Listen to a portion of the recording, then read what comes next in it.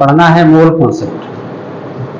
ये केमिस्ट्री का पहला चैप्टर है और ये चैप्टर केमिस्ट्री के शुरू से लेकर अंत तक रहता है। जहाँ भी केमिकल कैलकुलेशन की बातें होगी वहाँ पर मोल कॉन्सेप्ट, मोल का कॉन्सेप्ट रहेगा, मोल रहेगा। कारण मोल क्या है? Chemical unit. हम लोग जानते हैं यूनिट क्या होता है? किसी फिजिकल क्वांटिटी को मापने का स्टैंडर्ड मानकर जो मापा जाता है उसको हम लोग यूनिट कहते हैं। और उसमें यूनिट को भी बांटा गया है कितने भागों में? Fundamental unit, derived unit. तो फंडामेंटल यूनिट में हम लोग देखते हैं कि यूनिट सिस्टम भी 4 प्रकार के होते हैं, FPS, MKS, CGS, SI unit system में 3 फिजिकल क्वांटिटी होता है, fundamental physical quantity, derived physical quantity और सप्लीमेंट्री फिजिकल क्वांटिटी। तो fundamental physical quantity SI unit system में 7 होता है, length, mass, time, temperature, electric current, luminous intensity, amount of substance. Amount of substance जो है पदार्थ की मात्रा, इसकी फंडामेंटल यूनिट जो होता है वह मोल होता है। ये 7वां फंडामेंटल फिजिकल क्वांटिटी जो होता है वह क्या होता है? अमाउंट ऑफ सब्सटेंस, और उसका यूनिट क्या होता है? मोल। ये हम लोग जब फिजिकल केमिस्ट्री पढ़ते हैं, फिजिकल केमिस्ट्री फिजिक्स से रिलेटेड है। जब तक हम लोगों को कॉन्सेप्ट मोल का नहीं होगा, कैलकुलेट नहीं कर पाते हैं। तो ये फिजिकल केमिस्ट्री का पहला चैप्टर मोल कॉन्सेप्ट है, उस पर आज हम लोग डिस्कस करेंगे। तो चलिए, मोल और कॉन्सेप्ट 2 वर्ड है।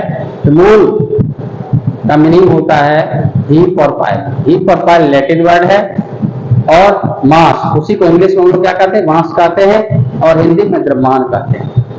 और कॉन्सेप्ट का मीनिंग क्या होता है? टू अंडरस्टैंड, यानी जानना। इस चैप्टर में हम लोग मोल के बारे में जानकारी लेंगे, इसलिए इस चैप्टर का नाम मोल कॉन्सेप्ट रखा गया है। तो हम लोग डिस्कस करते हैं 1 by 1।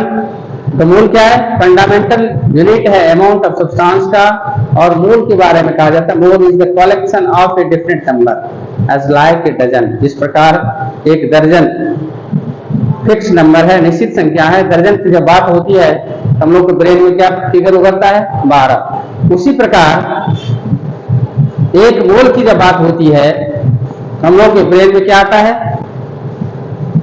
Avogadro number 6.023 × 10⁻23 particles. तो देखिए हम लोग मोल और कॉन्सेप्ट 2 वर्ड है। कॉन्सेप्ट का मीनिंग क्या होता है? टू अंडरस्टैंड, जिसको हिंदी में कहते हैं जानना। मोल कॉन्सेप्ट का हिंदी होता है मोल संकल्पना। मोल के बारे में संकल्प यानी कॉन्सेप्ट लेना, अंडरस्टैंडिंग लेना, जानना। मोल मीन्स क्या होता है? हीप और पाइल, इसी को इंग्लिश में मास और हिंदी में द्रव्यमान कहते हैं। हीप और पाइल लैटिन वर्ड है। जिस प्रकार हिंदी क्या है? देवनागरी भाषा है, इंग्लिश लैटिन है, सॉरी रोमन है। उसी प्रकार हीप और पाइल क्या? लैटिन वर्ड है। अब यहाँ पर मोल क्या है? Mole is a fundamental unit of amount of substance. Amount of substance यानी पदार्थ की मात्रा। सब्सटेंस मीन्स होता पदार्थ, पदार्थ की मात्रा की मौलिक मात्रक है। कौन? मोल। मोल इज द कलेक्शन, मोल क्या है? पदार्थ की मात्रा की मौलिक मात्रक है। और मोल के बारे में क्या है? Mole is the collection, collection उसका संग्रह है, कहता कलेक्ट किए, संग्रह किए। Collection of a different, different होता निश्चित नंबर भी संख्या, एज लाइक ए डजन। जिस प्रकार एक दर्जन निश्चित संख्या होता है, उसी प्रकार मोल भी निश्चित संख्या का संग्रह है, कलेक्शन है। और ये this definite number is equal to 6.023 × 10⁻23 particles रहता है। ये निश्चित संख्या कितना होता है? 6.023 × 10⁻23 पार्टिकल्स, जिसको हम लोग एवोगाड्रो नंबर के नाम से जानते हैं। क्यों जानते हैं? ये नंबर एवोगाड्रो नाम का साइंटिस्ट दिया था, इसलिए उन्हीं के नाम से जानते हैं, एवोगाड्रो नंबर। और इसको डिनोट किया जाता है, निरूपित किया जाता है। किसी बुक में N0 रहता है, किसी में Na, किसी में N रहता है। आप देखिए इस एवोगाड्रो नंबर पर थोड़ा कंट्राडिक्टरी रहता है। इनिशियल टाइम में इसको 6.023 लिया जाता था। 23 काटने में क्या होता है? काटने में थोड़ा परेशानी लगता है बच्चे को। तो 6.023 × 10⁻23 पार्टिकल्स, या इसी को 6.022 भी लेते हैं। किसी किसी बुक में 6 भी रहता है। भले हम लोग 6.023 लिखे, लेकिन गुना भाग करते समय इसको 6 मानेंगे। कारण 023 यानी क्या है, 6 रुपया 023 यानी 2 पैसा। तो 2 पैसा को निगलेक्ट ही करेंगे, यदि इसको रखेंगे तो कैलकुलेशन टफ हो जाता है, इसलिए गुना भाग करते समय इसको 6 मानते हैं। और ये एवोगाड्रो नंबर का वैल्यू क्या लेते हैं, 6.023 इंटू 10 पर पावर 23 या 6.022 इंटू 10 पर पावर 23 या 6.00 यानी 6 इंटू 10 पर पावर 23 पार्टिकल्स। अब देखिए अकॉर्डिंग टू एवोगाड्रो का कहना है जिस प्रकार 1 दर्जन कुछ भी लेते हैं तो 12 होता है, 1 दर्जन केला लेंगे तो 12, 1 दर्जन लीची लेते हैं 12, 1 दर्जन आम लेते हैं तो 12, 1 दर्जन कटहल लेंगे तो 12। उसी प्रकार 1 मोल कुछ भी लेते हैं तो वह क्या होगा, एवोगाड्रो नंबर के बराबर होगा। हो सकता है कि वो वस्तु अलग अलग हो। एवोगाड्रो का कहना है यदि वस्तु अलग अलग हो, मोल की संख्या समान है तो कणों की संख्या समान होगी। According to Avogadro same number of moles of different substance having same number of particles. अब यहां पर कहता है यानी मोल की संख्या समान है, same number of moles. Avogadro के अनुसार, अकॉर्डिंग टू मतलब होता है के अनुसार, किसके अनुसार, एवोगाड्रो के अनुसार same number of moles of different substance, mole की संख्या समान और वस्तु अलग अलग, different substance having same number of particles, कणों की संख्या समान होती है। तो कणों की संख्या क्या होगा, एटम, मॉलिक्यूल और आयन। एग्जांपल में देखिए 1 मोल सोडियम एटम कितना एटम होगा, एवोगाड्रो नंबर के बराबर होगा।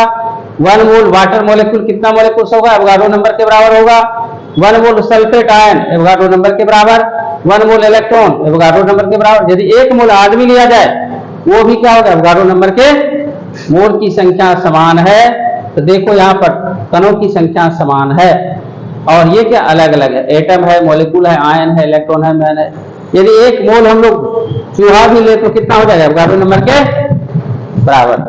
ये क्या जाना, मोल के बारे में जानकारी हुआ, ये जनरल नॉलेज हुआ मोल के बारे में। अब इसके बाद हम लोग क्या देखेंगे, डेफिनेशन ऑफ मोल।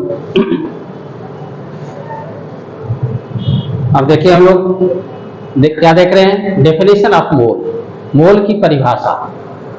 मोल की परिभाषा क्या, amount of substance which contains same number of elementary particles as like the number of atoms present in 12 gram pure carbon. कहता है 12 ग्राम कार्बन में उपस्थित परमाणुओं की संख्या किसी भी पदार्थ का 1 मोल होता है। यानी कार्बन मोल को डिफाइन करने के लिए स्टैंडर्ड क्या माना, कार्बन। और कार्बन कितना, कार्बन का एटॉमिक मास 12 होता है। एटॉमिक मास में ग्राम लगाते तो 1 मोल और उसमें एटम्स कितना, एवोगाड्रो नंबर के बराबर। तो क्या लिखे, 12 ग्राम शुद्ध कार्बन में उपस्थित परमाणुओं की संख्या किसी भी पदार्थ का 1 मोल हो सकता है। तो अब देखो 12 ग्राम कार्बन में कितना होता है, 12 ग्राम कार्बन 1 मोल होता है और उसमें एटम कितना होता है, एवोगाड्रो नंबर के बराबर होता है। अभी जस्ट हम लोग पढ़े हैं एवोगाड्रो नंबर के बराबर क्या होता है, 1 मोल होता है कोई भी वस्तु। तो यहाँ पर स्टैंडर्ड किसको मानकर, कार्बन को स्टैंडर्ड मानकर डिफाइन किया। कहता है 12 ग्राम शुद्ध कार्बन में उपस्थित परमाणुओं की संख्या किसी भी पदार्थ का 1 मोल होता है। और देखिए ये तो नंबर के टर्म में जाने। अब हम लोग जानते हैं 1 दर्जन केला लेते हैं तो 12 होता है, 1 दर्जन आम लेते हैं तो 12 होता है। लेकिन कहीं कहीं पर क्या होता है, गांव में जाओगे तो आम गिनकर भी दे देगा, लेकिन शहर में आते तो क्या होता है, उसका क्या करते हैं हम लोग, वेट तोल कर लेते, 1 किलोग्राम, 2 किलोग्राम, 5 किलोग्राम, तो वहां क्या आएगा, मास आएगा। इस प्रकार मोल भी क्या है, नंबर के टर्म में भी है, मास के टर्म में भी है और वॉल्यूम के टर्म में भी है। तो मोल को 3 पार्ट में क्लासिफाई किया गया है। तो देखो यहाँ पर क्लासिफिकेशन ऑफ मोल यानी मोल का वर्गीकरण। मोल को जानने के लिए क्या जानते हैं, मोल इन टर्म्स ऑफ नंबर, संख्या के पद में, इन टर्म्स ऑफ मास, मास के टर्म में एटॉमिक मास, मॉलिक्यूलर मास, आयनिक मास। तीसरा इन टर्म्स ऑफ वॉल्यूम, आयतन के टर्म में, पद में। ये मोल को 3 पदों में जानते हैं, नंबर, मास और वॉल्यूम। अब देखो mole in terms of number, number के टर्म में जानेंगे हम लोग पहला। तो नंबर के टर्म में क्या लिखे, number of particles is equal to Avogadro number यानी 6.023 इंटू 10 पर पावर 23 पार्टिकल्स। अब देखिए पार्टिकल्स क्या है, पार्टिकल केमिस्ट्री के टर्म में पार्टिकल हम लोग कहते हैं atom, molecule, ion. Atom molecule ion. तो यहाँ पर देखिए यदि एटम रहेगा तो एटम लेंगे, मॉलिक्यूल रहेगा तो मॉलिक्यूल लेंगे, आयन रहेगा तो आयन लेंगे। तो क्या लिखे हैं, number of particles is equal to Avogadro number, यानी 6.023 × 10⁻23 पार्टिकल्स। इसको हम लोग क्या कहते हैं, मोल कहते हैं। अब देखिए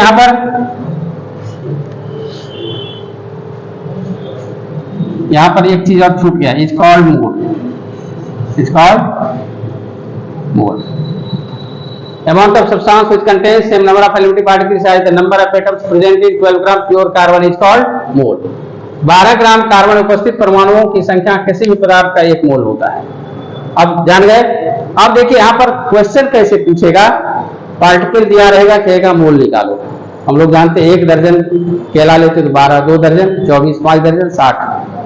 यदि केला दे दे कहेगी 40 केला कितना दर्जन होगा, 50 केला कितना दर्जन होगा, तो निकाल सकते हैं। तो यहाँ पर हम लोग क्या यूज करते हैं, यूनिटरी मेथड यूज करते हैं, एक ही नियम से बनाते हैं। तो अब यहाँ पर देखिए क्वेश्चन दिया हुआ है, calculate number of moles present in 6.023 × 10⁻25 atoms of sodium. Sodium का पार्टिकल कण दिया हुआ कितना, 6.023 × 10⁻23 एटम्स, और कहता मोल ज्ञात करें। इसको हिंदी में क्या कहेंगे, 6.023 × 10⁻25 एटम सोडियम में मोल की संख्या ज्ञात करें। अब देखिए यहाँ पर कैसे, जो पहले जानते हैं उसको लिखेंगे। क्या जानते हैं, 1 मोल सोडियम कितना होता है, एवोगाड्रो नंबर के बराबर होता है। निकालना क्या, मोल निकालना, जिसको निकालना उसको राइट साइड। तो क्या लिखेंगे, 6.023 × 10⁻23 atoms of sodium equal to 1 mole. Therefore 1 atom, एक ही नियम में जिसको निकालना रहता है उसको दाएं साइड, निकालना क्या, मोल, तो मोल को किधर लिखेंगे, right side. 1 mole, therefore 1 atom कितना हो जाएगा, 1/6.023 × 10⁻23। याद रखोगे ये कॉन्सेप्ट। देखिए यहां पर एक एटम कितना मोल होगा, 1/, एवोगाड्रो नंबर। इसलिए कितना एटम दिया हुआ है सवाल में, सवाल में दिया 6.023 × 10⁻25। Therefore 6.023 × 25 atom. तो क्या हो जाएगा, ये मल्टीप्लाई हो जाएगा, 6.023 × 10⁻25 बाय 6.023 × देखिए जो सवाल में दिया हुआ ऊपर है एवोगाड्रो नंबर, नीचे है। तो यहाँ पर एक नया फॉर्मूला आ जाएगा। लोग डायरेक्ट फॉर्मूला लिखाता है, देखो फॉर्मूला कहाँ सा है, सवाल से आया। फॉर्मूला रटने की कोई आवश्यकता नहीं है। यदि आप इस कॉन्सेप्ट को लेकर चलते हैं तो ये चैप्टर बहुत इजी लगेगा, यदि कॉन्सेप्ट को नहीं लेते हैं तो टफ लगेगा। देखिए यहाँ पर एक फॉर्मूला क्या हो जाता है,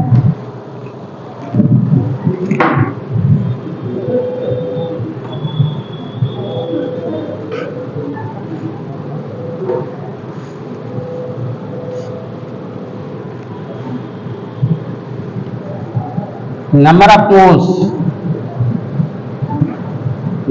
मोल्स का फॉर्मूला गिवन पार्टिकल्स दिए हुए कण बटा एवोगाड्रो नंबर।